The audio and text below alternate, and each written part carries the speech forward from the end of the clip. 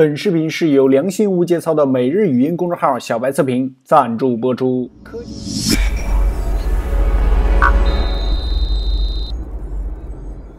Hello， 大家好，欢迎收看这一期的小白测评，我是王炯，又和大家见面了。这期视频呢，跟大家一起聊两台机器这样，一台坚果 Pro 刚刚发布的，这个热度非常高。还有一个就是在它稍微之前发布的魅蓝E2其实很多小伙伴说这个跟坚果 Pro 对比呢，最好的是魅蓝 X， 这个价钱上也差不多外观上就是与之相对标但是我手上并没有魅蓝 X 就是再买一个这个资金也不太允许所以说就拿这个刚刚发布的魅蓝 E2， 它的这个关注度呢也还可以。不过魅蓝 X 那台机器呢，我之前是体验过，所以说后面的视频里面呢，我也会插入相关的内容。魅蓝 E2 与魅蓝 X 最关键的参数就是它的处理器呢是一样的，可以说是先剧透一下可以说是一个低配版的魅蓝 X 吧，也差不多的样子。好了这期视频呢，你可以把它作为一个两者的对比视频，但是呢，我个人呢并不那样认为，因为现在不管是哪两台手机吧，不同品牌的其实他们的目标人群还有就是目标市场都是不太一样这个针对的消费者呢都不一样当然大家可能就是单纯的根据价格来判断这个区间，还有就是他们俩的设计语言呢，可以说就是非常非常有代表性就是完全代表了一个稍微传统的阵营，一个稍微激进的阵营。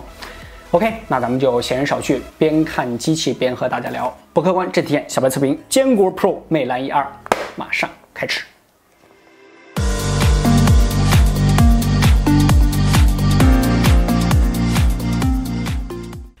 这期视频呢有坚果 Pro 这个一类所以说外观 ID还有手感方面的东西呢，与魅蓝 E2 的对比咱们放到后边换一个套路先来聊一聊大家比较关心的首先就是性能方面。在性能方面的第一个测试就打了我的脸这个坚果 Pro 呢，我是试了2-3台也问了好多小伙伴，是根本不能运行 3D Mark 这个软件，可能是兼容上的一些问题最后呢，魅蓝 E2 独自奔跑后面呢，我又进行了 CPU 方面的 Geekbench 的测试我这台坚果 Pro 呢是中配的版本1799626的处理器，魅蓝 E2 呢是高配版 P20 的处理器。这两款处理器呢，相对来说比较成熟，都是不同阵营以功耗比著称的。最终得分来看不相上下但是在单核方面呢，高通还是有一些优势。光说不练假把式，咱们进行一下实际的游戏操作在巨爆的测试中呢，坚果 Pro 能稳定在36-7帧、34-5帧的样子。P20 的魅蓝 E2 呢，半斤8两吧，但是稍微的比坚果 Pro 高那么一丢丢。但是在发热上呢，坚果 Pro 在体感上呢要比魅蓝 E2 稍微高一些。由于不是旗舰级的处理器，王者荣耀这种游戏咱们还是要测一下的。但是呢，这两款手机呢，王者荣耀都没有给开启高帧率模式目前情况下呢，王者荣耀的高帧率模式呢，只给旗舰级别的手机开放。在不开启的情况下呢，这两款手机几乎都能满帧运行，28-9帧、30帧没有问题。在温度上的前10分钟魅蓝 E2 呢还稍高一点达到了38-9度。但是到后期20分钟甚至更长，打完一局的时候，这个温度就层层的上来了。体验过的小伙伴都知道，开启与不开启高帧率模式，那王者荣耀几乎是两个游戏所以说我给这两台手机都强制打开了高帧率模式。刚开始呢，这两台手机还能到40多帧甚至50-60帧但是玩的时间稍稍一长，或者是开团战，马上原形毕露全部都掉到了30几帧。如果你想知道怎么强制开启高帧率模式呢，在微信公众号小白测评直接回复高帧率这3个字，我来教教你。但是也要说一下，强制开启高帧率模式呢，让这个耗电呢是比较快的，然后温度也比较高，这个你就自己权衡吧。当然后面呢，我也是不知趣的给这两个入门级的处理器呢做了极限测试。大型 3D 游戏崩坏3，这两者不光温度上非常不冷静这个也有一点看 PPT 的意思都是17-8帧、19帧的样子，但是魅蓝 E2 呢还是要比坚果稍微高那么一丢丢。总体体验下来呢，大家可以看一下这张图表，在最高温度上呢，坚果 Pro 呢是达到了41.8度到42度了，这个魅蓝 E2 呢也没有低到哪儿去是38.9度。但是日常使用中呢，这两者的温度控制呢还都是非常不错的啊。我这里只说的是最高温度。NBA 2K17 中特效的情况下呢，两者也都是差不多26、7帧的样子。你要说能玩吧，也只能说勉强能玩。AnTuTu跑分的综合测试啊，其实在之前游戏的环节呢，我就已经发现了啊，这个坚果 Pro 的调度上呢，是温度只要一高，基本上就锁定在1.6G 赫兹啊，就不会再往上飙了。所以说在前面的帧率上呢，也是稍低于魅蓝1.2。在实际的使用中呢，你要说卡顿吧，平常使用那是没有，但是多开啊，或者说你刚玩完游戏啊，温度稍高的情况下呢，还是会有一些卡顿的，毕竟是入门级的处理器嘛。平常的这2颗处理器呢，基本上都是4个核心在运行啊，有4个核心呢，要么是离线，要么是不参与运算。只有在打开应用或者是加载一些视频啊，加载一些比较大的图片的时候啊，才会满核运行。这样相对更智能的调度机制呢，也能更好的来延长续航。平常刷个淘宝、刷个微信、刷个微博之类的，肯定是没有什么问题。但是如果你作为绝对主力机来使用啊，经常游戏啊多开还是个机油的话，那么这2台手机无论哪一个，可能都不能满足你的需求，一定要清楚它们的定位。屏幕方面总结一下，就是2位老铁都没有什么毛病。相对来说，坚果 Pro 的屏幕呢，可能更浓艳一点。两者在暗光条件下查看呢，也没有什么漏光情况啊，这一点上呢还是不错的。在同 WiFi 的信号方面呢，坚果 Pro 呢是要稍稍高那么一点的，但是大家可能已经从别的渠道呢得到了一些相关消息，就是坚果 Pro 这一次的 WiFi 呢可能不是那么稳定啊。就比如这一次我在录制 WiFi 网速这个环节的时候，坚果 Pro 呢是3次断连啊，第4次呢才顺利的跑完啊，都是网络没有响应。同一个网络，魅蓝1.2这边呢没有什么问题，希望坚果后期的系统更新呢能一定解决这个问题。网速快没用，老断连一切都是扯淡。在电池方面呢，这次两者呢也是非常接近，坚果 Pro 呢3500毫安时，魅蓝1.2呢3400毫安时，同样支持最高18瓦的快充。当然，他们2个同样也都是在充电刚开始的时候能达到个17瓦、18瓦啊，多数情况下呢，两者都是在13瓦、14瓦左右。最后的涓流充电呢，更是低到了5瓦，这个是为了保护电池嘛。大家的调控机制上呢，基本上也都是一样的。充电速度方面呢，也都差不多，半个小时能充个40%左右，1个小时呢能充到80%，最后充满呢需要1个半小时。当然，魅蓝1.2呢还是要稍微快点，因为电池呢要小个100毫安时嘛。OK， 又到了喜闻乐见的掉粉时间了，没有赞助商，咱们就给自己打个小广告啊！如果你觉得每一期10-20分钟的视频不过瘾，欢迎加入我们的微信公众号小白测评。好吧，我知道这个名字直白且土气啊，但是却干货满满，不仅能在此直接收看近期的所有视频，小白我每天跟你语音聊天，新鲜的科技圈资讯，精彩的幕后花絮，这些都是少不了的。打开微信，直接搜索小白测评，或者扫描视频中频繁闪现的2维码，你的关注就是我的动力，每天我在那等你，期待加入。OK， 前面一些硬性参数的测评呢，估计也是你最想知道、最想看的，已经跟你聊完了啊。这2台手机的具体配置呢，我就不再赘述了。后面呢，首先咱们来说一下摄像头方面啊。这一次非常巧啊，2个手机呢全部都是 MX258 的传感器。不同点是坚果 Pro 呢采用了双摄，可以提前告诉大家，坚果 Pro 这个双摄其实是为了双摄而双摄啊。来看样张啊 ，MX258 这个传感器呢其实是去年的一个相对成熟的方案，所以说在具体实拍样张上呢，坚果 Pro 和魅蓝1.2基本上是同一个效果吧啊，只是颜色上呢有一些调教的不同，但是在大部分的天空下呢，这个两者表现的都不是太好，尤其是坚果 Pro 啊，不光发黄，而且还灰了吧唧的。没有对比就没有伤害啊！参考一下 iPhone 7P， 你就知道这2位大哥在什么水平了。如果不拍大场景，在室内啊，或者是光线条件还不错的情况下呢，坚果 Pro 和魅蓝1.2呢都没有什么太大的问题啊。颜色倾向上呢，坚果 Pro 可能更浓艳一些。但是，一到大场面，这个不是旗舰机，它终究不是旗舰机啊。尤其是坚果 Pro 呢，还采用了双摄像头。按理说呢，这个暗光条件下，这个噪点控制可能会更好一些吧。但是实际情况，相对于魅蓝1.2确实有提升，不过总体观感确实也没大区别。而且在部分环境中呢，坚果 Pro 还延续了一下之前锤子手机这个亮度呢压得比较低，这样呢噪点就不明显的这么一个特性。这样呢虽然是清澈了，但是可见度呢差的都不是一点半点了啊。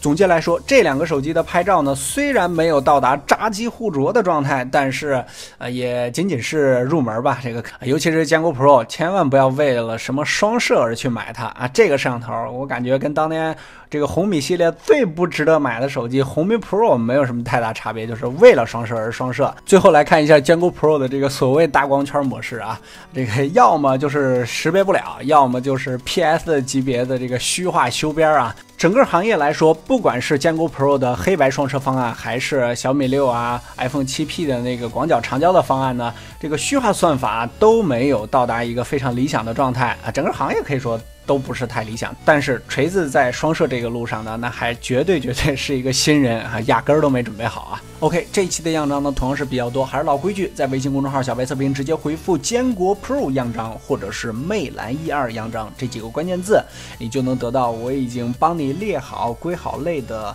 一长串文章啊。如果你想对样张仔细研究一下，在公众号直接回复就可以了。性能、拍照以及硬性参数方面的情况呢，已经详细跟大家说了。后面咱们折过来聊一聊这次坚果 Pro 和魅蓝 E2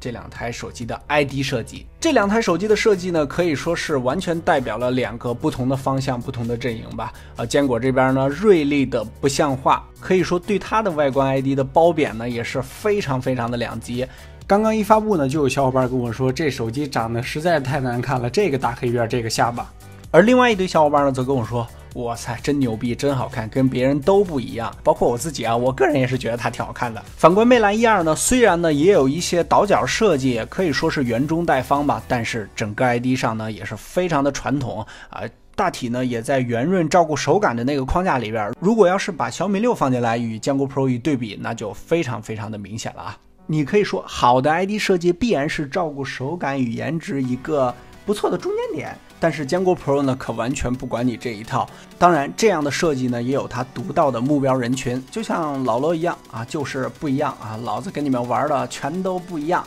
就是要不同。不过这个手感呢，那也是真的差啊，非常的割手。我给几个朋友体验，或者说同学，他们手里一拿就是好看是好看，精致是精致，但是非常的割手。这个售价49的手感膜呢，在某种程度上可以说是一个必买品、必需品了。虽然是49块钱，但是老罗没有告诉你还要加上15块钱的运费，那就是64块钱，再加上你这个手机的价钱，应该是坚果 Pro 的终极形态。当然你也可以跟我一样完全不管，就是割手是吧？魅蓝 E2这边呢，这个闪光灯呢，虽然说是一个小想法、小设计吧，但是绝对构不成这个手机的亮点。坚果 Pro 以这种脱于主流的设计方案呢，赢得了一大批的粉丝，这个肯定是必然的。但是作为代价呢，这个品控上也是非常堪忧啊。比如说就在初期，很多小伙伴都跟我说的翘屏的情况，我这台也有啊，已经都延续到了 Home 键的上方。同样还有就是手感比较差的圆形 Home 键，相比之下魅蓝 E2的这个 Home 键那就舒服多了。之前在手机发布之初，大家吐槽比较多的黑边情况啊，包括我自己也吐槽了，其实都是 ID 无边框惹的祸。垂直往下看啊，其实魅蓝 E2的边框呢，甚至要比坚果 Pro 还要宽一些。但是如果要是你上手视觉感的话呢，魅蓝 E2的视觉上要比坚果 Pro 好上不少。尤其是在浅色壁纸下，坚果 Pro 的这个黑边真的是非常的明显。如果你采用圆形 Home 键，就几乎避免不了的宽下巴，再加上坚果 Pro 的这个黑边啊，这个下巴可以算成坚果 Pro 的一个关键词了啊。体验了这么长时间，给这两台手机总结几个关键词：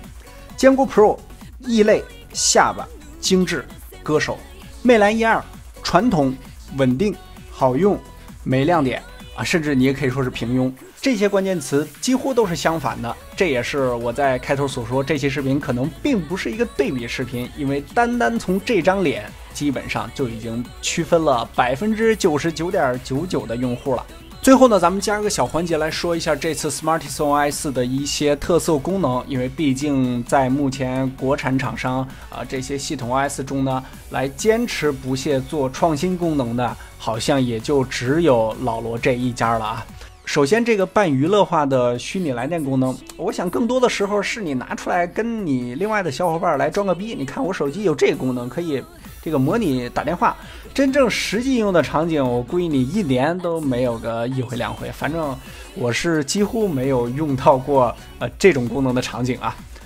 还有就是这个类似于金山词霸的指点翻译功能，我得承认，如果要是你在文档里边或者说便签里边阅读长文章或者说某些文件的时候，这个翻译是比较方便的。但是也有一些不足，就是在系统层面呢，它就不行了啊。比如说你直接拉到桌面翻译一个英文的软件，或者说你手机突然来了一个英文的弹窗，你想要翻译一下，这个都是不行的。希望后期得到改进。还有就是这个新的 Big Bang 大爆炸的功能了，这可以说是 SmartThings OS 创新功能的一个代表吧。这个功能的终极目的呢，可以说就是为了改善在小屏幕上的输入体验。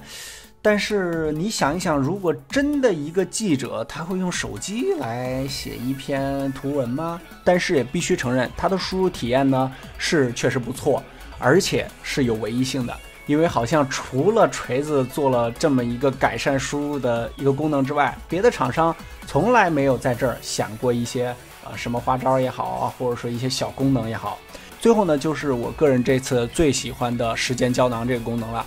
大家调侃为锤子药丸是吧？这个你可以把它理解为一个上升到系统层面的高级的随时记功能，无时无刻掏出手机，摁一下 Home 键就能语音直接记录。这个功能非常的单纯，非常的极致，就是随时记啊，不会像语音助手一样再帮你实现一些功能，这都不行的啊，只能来记一些东西啊。这个功能如果善加利用确实能帮你不少。最后简单汇总。坚果 Pro 可以说是已经恢复到了锤子 T2 之前的那个锤子，硬件、软件驱动型，这次的 ID 设计呢，确实是让人眼前一亮。不管你是喜欢不喜欢吧，确实它引起了非常大的话题性。而且据说这次锤子因为坚果的设计拿到了上亿的资金，在整体行业创新匮乏的情况下，得到资本市场的认可，随你键盘侠们躲在手机电脑的背后怎么黑都行，这个认同感那可是实打实的。总而言之，这是一台个性分明的手机，分明到只要你稍微关注手机，在街上有人掏出来，你立刻都能认出来。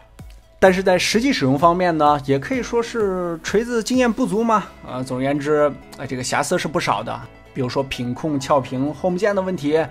或者说这个摄像头方面这个几乎成了锤子一个必然的短板。当然，调教摄像头呢，确实是一个长期技术积累沉淀的过程。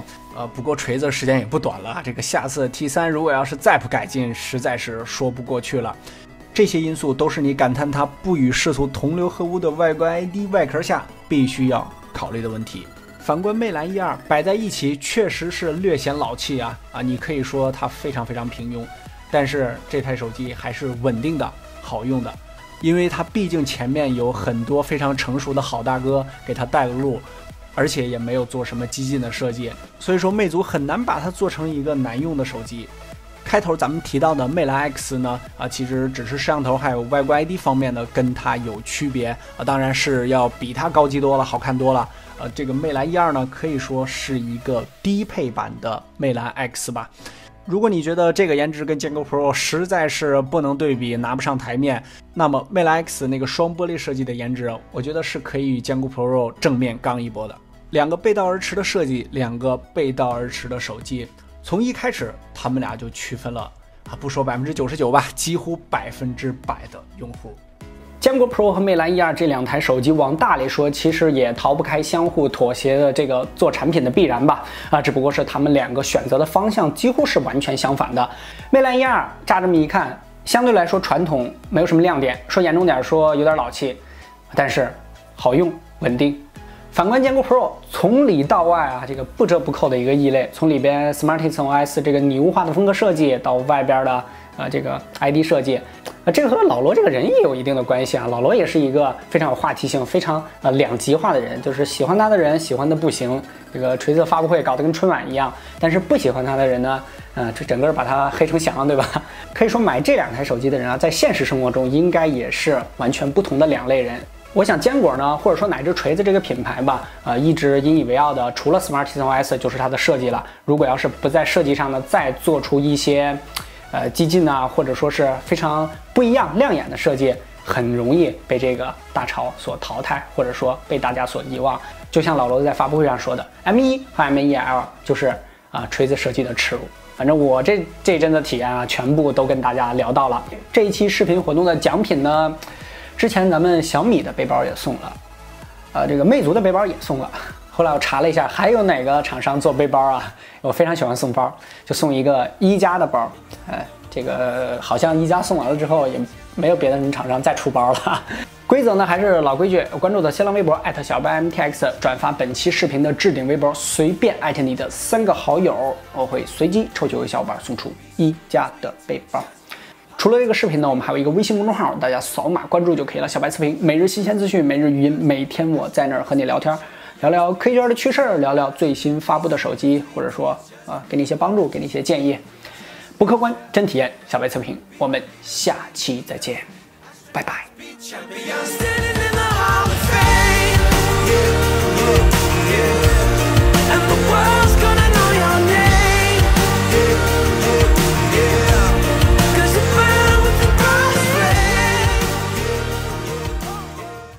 彩蛋部分呢，咱们依旧是闲扯几句啊。我不知道大家还记不记得魅蓝 E 第一代的最主要的 slogan 是什么？非常巧，就是我不圆滑。这次的坚果 Pro 呢，可谓是不圆滑的有点过分了啊！但是自己的第2代产品魅蓝 E2 却是回归到了一个非常传统的状态吧。魅族近来的这个情况，大家或多或少都会有一些了解啊，要么是裁员，要么就是产品线混乱，要么就是高管层面的一些调整。但不管怎么样吧，这个曾经小而美的厂商给我们带来过非常经典的产品希望它后面呢也不要一蹶不振，希望它后面呢也能依旧给大家带来比较惊艳的产品，尤其是黄章出山之后啊。反过来说锤子呢，我只想引用一句话吧，就是双罗长谈中那个节目大家可能看过另外一个老罗振宇评价老罗的一句话：罗永浩和他的锤子科技失败呢，可能就是一次普普通通的失败这个中国创业大潮中的一次失败，并不会引起什么波澜，就是失败了。但是如果他成功，那将会给这个行业也好，或者说给这个时代也好，带来一些有趣的事儿。不管你把它当成一个江湖骗子也好，把它当成航标导师也好，总而言之，老罗和他的锤子还在国产手机厂商这个牌桌上继续打着牌。后面呢，将会出什么有趣的牌也好，出什么异类的牌也好，还总是让人心里有一些期许。OK， 记得关注我们的微信公众号小白测评，每晚开车，咱们继续在那儿聊。拜拜。